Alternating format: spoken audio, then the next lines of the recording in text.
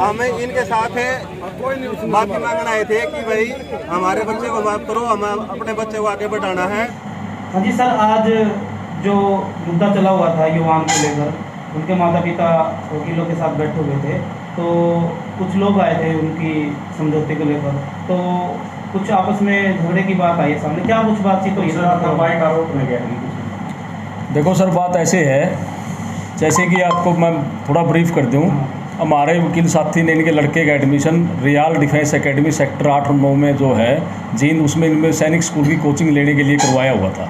लेकिन वहाँ पिछली 29 तारीख को इनके बच्चे के साथ बड़ा बर्बरतापूर्ण एक टीचर विवेक ने बड़ा बर्बरतापूर्ण उनके साथ टॉर्चर किया। वो फ़ोटो भी मैंने आप लोगों को दिखाई, बच्चा भी मैंने आप लोगों को दिखाया था।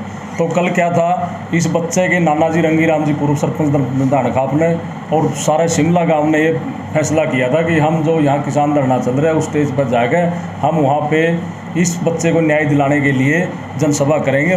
इसीलिए आज सारे उन्होंने हमारी बाहर से भी समर्थन मांगा, बाहर ने भी उनको पूरी तरह से समर्थन किया। जब वहाँ से समर्थन होने के बाद एसडीएम साहब आए, एसडीएम साहब ने ज्ञापन लिया। एसडीएम साहब ने ज्ञापन लेके मेरे को एसडीएम साहब खुद साथ में लेके गए। मेरे सामने उन्होंने एसएसपी साहब से बात की।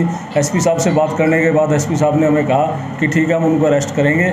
इतनी बात होने के बाद वहाँ से हम उठ के अब जब अपने चैम्बरों में आए, तो जब चैम्बर नंबर 2 के पास हमारे वकील साथी हर्षमोर जी और दूसरे साथी वहाँ थे, तो डॉक्टर जो अशोक कुमार है, इस संचालक है, वो भी साथ में आया हुआ था। उसके साथ 10-20 जो आदमी थे, ठीक है ना बात, वो आए और आते ही हमारे वकील साथी के ऊपर नाजायज़ प्रेशर वो बनाने लग गए। उन्होंने कहा, उनमें से कुछ एक साथी ने कि आपके लड़के को कोई चोट नहीं लगी है, ये चोट आपने मैनिपुलेट की है। आप ये बताइए क्या एक 9 साल के बच्चे को अपने माँ बाप इतना मारेंगे? तो उन्होंने नाजायज़ प्रेशर बनाया। हमारे वकील साथी को गाली गलौज देने लग गए। इतनी देर में सभी बार के मेम्बरान वहाँ पे इकट्ठे हुए। मैंने एसएचओ सिटी को फ़ोन किया, एसएचओ साहब मौके पर आए और एसएचओ साहब उनको लेके गए।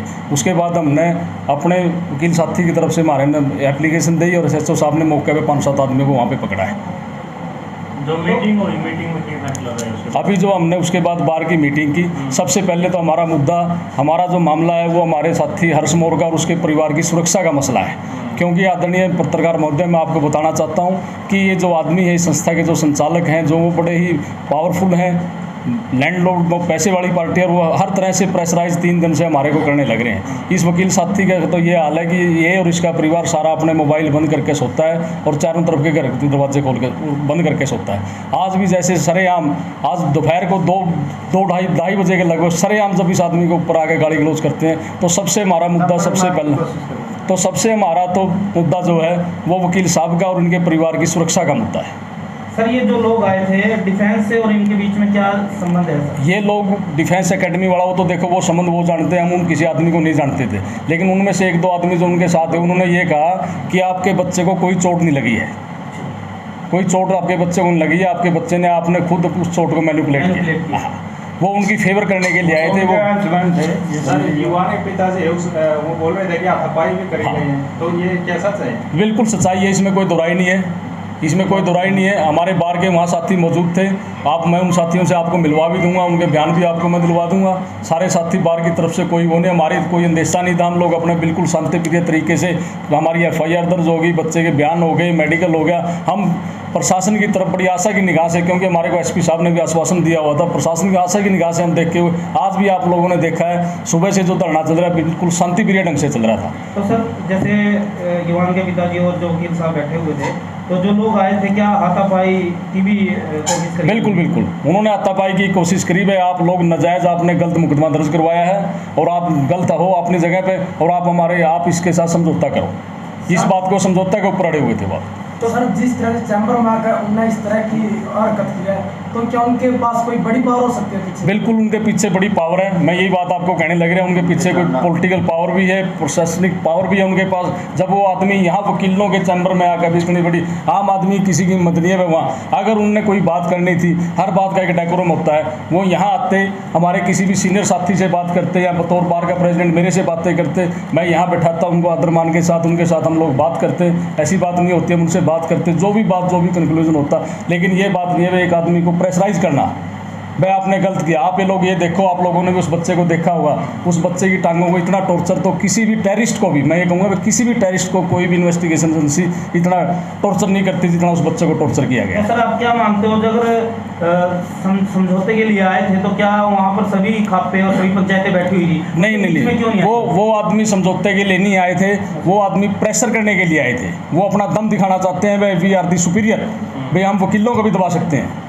वो सिर्फ इस बात का, अगर वो किसी समझौते की नीति से आते, आज सुबह से धरना चला हुआ था, सारे वकील साथी वहाँ मौजूद थे, सारी खापों के मोजीज आदमी वहाँ मौजूद थे, हमारे सारी नरवाना के आसपास के शिमला गांव के जो किलायत के अंदर पड़ता है उसके भी सभी मोजीज आदमी मौजूद थे। आगे वो आते, एक किसी भी मोजीज आदमी से उन्होंने बात की, वो सीधे आते ये देख के हर्षमोर ये रहा, जब हर्षमोर वहाँ से आया तो उन्होंने आते ही देखा भाई ये रहा, ये हर्षमोर है, इसको दबाने की कोशिश की। तो जैसे सर वकील भी बैठे थे, हर्षमोर भी बैठे हुए थे, और जैसे एकदम से वकीलों के साथ मतलब इस प्रकार की हाथापाई करना क्या दर्शाता है ये दृश्य? ये दर्शाता है कि वो आदमी ना तो अपनी गलती को मान रहे, ठीक है बात, वो आदमी ये चाहते हैं भाई हमारे पास पावर है, हम प्रेशर से सब कुछ करवा सकते हैं।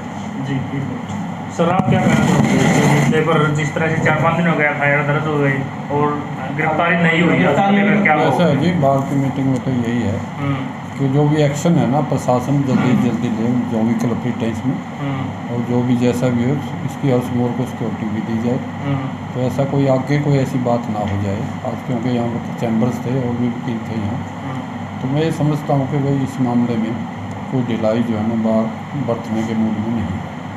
सर जो डिफेंस, जो रॉयल डिफेंस जो एकेडमी है, क्या उसकी जांच हो पाई अभी तक? मेरे को इस बारे में नहीं, मैं बताता हूँ, बोलिए आप बोलिए। अभी तक देखिए, कल CWC कमेटी में मैंने बच्चे के बयान दिलवाए, वहाँ पर जो स्टेट कमीशन है उनके मेंबर भी बाई चांस नरेश जागलान जी वहाँ पर मौजूद थे।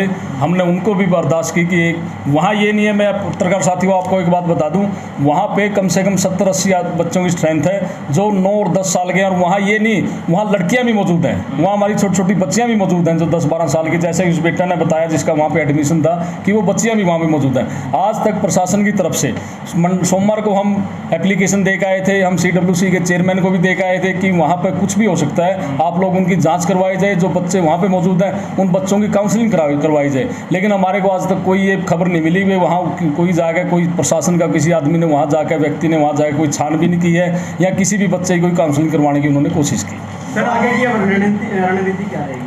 आगे की रणनीति ये है, देखो सबसे पहले तो मैं प्रशासन से अपील करूंगा कि हमारे साथी को सिक्योरिटी प्रोवाइड की जाए, इनको और इनके परिवार को, क्योंकि देखो जो आदमी यहाँ कोर्ट में आकर इतनी वारदात कर सकते हैं वो इस वकील साथी के घर पर जाकर इसके और उसके परिवार को, रिश्तेदारों को भी चोट पहुँचा सकते हैं। ठीक है, आगे की रणनीति हमारी ये है, अभी हमारी बार की मीटिंग हुई है, हमने हमारे अफसर को विश्वास में लिया है, ठीक है, उन्होंने आश्वासन हमारे को दिया है वह पूरी तरह से कार्रवाई होगी। ठीक है, उसके बाद हम सुबह फिर 10 बजे बार की मीटिंग, पूरे सेशन की हाउस की हम मीटिंग करेंगे, उसके बाद जो भी हाउस फैसला करेगा वो आपको हम अवगत करा। सर जो ये बार की मीटिंग हुई है इसमें रोहान को लेकर बातचीत हुई है, उसको न्याय दिलाने के, या फिर जो अभी इसके अंदर इसके जो है वो हमारा साथी का लड़का है, इसमें जो युवान है उसको न्याय दिलाने के लिए बात हुई। और सबसे बड़ी बात जो है हमारे यहाँ आज जो झगड़ा मतलब जो हमारे पे हमला हुआ हमारे वकील साथी के कोर्ट कैंपस में, सबसे बड़ा मेन मुद्दा सबसे वो भी था।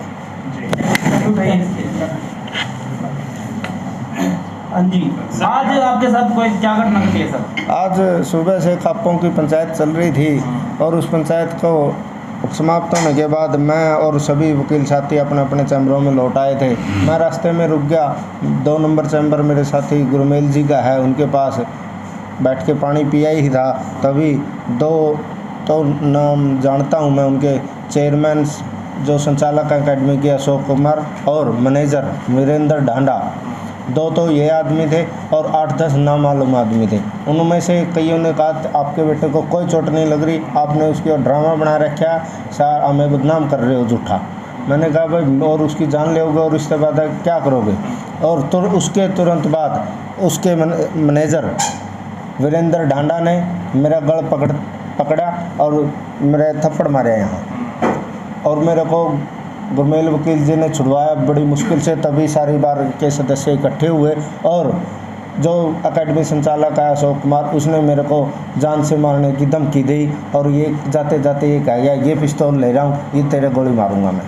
ये वीरेंद्र डांडा कौन है सर जिसने आपको थप्पड़ मारा? ये क्या कुछ ये एकेडमी से- एकेडमी का मैनेजर है, जो इंचार्ज पहले मैनेजर पहले। इससे पहले कोई धमकियाँ मिली है? नहीं, पहले कोई धमकी नहीं, पहले सिर्फ प्रेशर था समझौते का। तो मैनिपुलेट को लेकर भी बातचीत हुई है, ऐसे बताया हाँ। ये जो चोटें हैं ये manipulate चोटें की हैं, गई है। ये तो आपने- आपने बताया नहीं भाई इस प्रकार की चीजें मैनिपुलेट नहीं होती? नहीं होती, मैंने प्रधान जी ने भी बताया और हम सब ने बताया कि हम मारेंगे क्या अपने बच्चे को इतनी चोटें।